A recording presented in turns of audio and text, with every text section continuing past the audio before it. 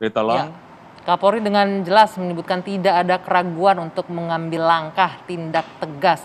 Jangan sampai gara-gara, kalau bisa dibikin istilahnya gara-gara nila setitik rusak susu sebelanga ini, gara-gara oknum sedikit institusi tercoreng ini marwahnya. Pak Ito, kita lanjut sedikit ini. Boleh tanggapannya dengan pernyataan Kapolri ini?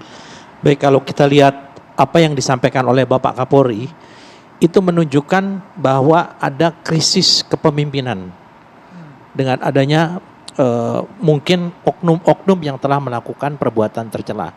Yang kedua, ada permasalahan kelemahan dalam pengawasan dan pengendalian. Tadi sudah disampaikan oleh Pak Sambo.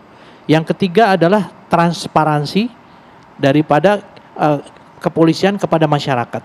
Kemudian juga kita melihat di sini bahwa kejadian atau peristiwa-peristiwa ini meskipun jujur saja saya sebagai warga masyarakat yang mantan polisi 35 tahun, tentunya sudut pandang saya berbeda dengan Bang Johnson, dengan Bang Yani ya. Tentunya saya juga lebih dalam lagi mengapa itu sampai terjadi.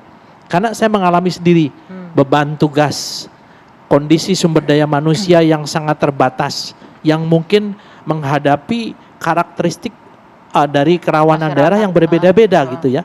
Kemudian juga di sini kita melihat bagaimana Pak Kapolri menyampaikan saya akan ambil alih. Tentunya ini beliau ingin mengingatkan bahwa ada hal-hal yang harus dilakukan oleh anggota di bawah yang dianggap oleh Pak Kapolri ini masih belum cepat tanggap. Sehingga beliau memberikan semacam peringatan ya, bukan ancaman, peringatan. Kemudian beliau juga mengingatkan tidak ingin terjadi lagi ke depan. Dan ini tentunya ini sudah menjadi tugas dari Pak Ferdi Sambo bahwa kejadian-kejadian ini harus seminimal mungkin terjadi lagi. Oke. Nah, ini bagaimana terjadinya ini bisa kita lakukan? Saya kira begini Pak Anggi ya, di polisi itu sudah ada sistemnya, sudah ada hukuman-hukuman, tapi apakah ini sudah dilakukan atau tidak? Nah, ini kembali kepada masalah pengawasan dan tanggung jawab daripada masing-masing pimpinan daerah. Jadi tidaklah fair kalau hanya melihat dari satu sisi saja, karena saya yakin dari beberapa yang diviralkan ini pun juga kan tidak diunggah secara utuh, hanya sebagian. Karena saya lihat satu contoh, misalnya ada banyak sekali orang melanggar lalu lintas dengan melawan arus.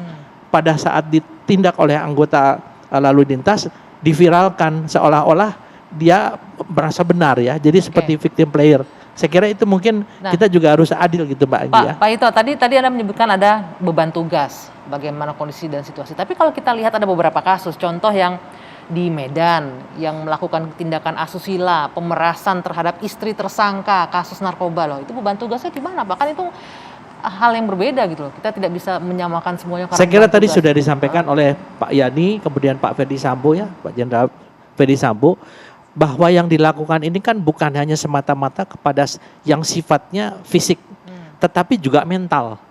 Mental seseorang ini kan juga kita tidak tahu bagaimana orang itu tiba-tiba dalam perjalanan hidupnya dia ada terjadi perubahan mental ya. Itu kan masalahnya mental ya. Kalau dia sampai melakukan tindakan asusila ya.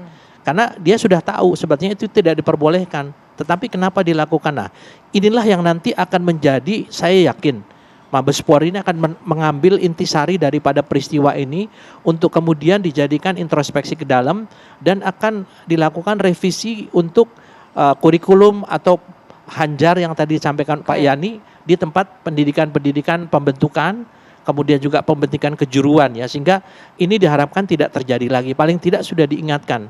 Ada 1-2 kasus kalau indikasinya Pak Ito bilang karena faktor mentalnya gitu ya. Ini agak berbahaya juga nggak sih Bang Yani kalau melihat seperti itu?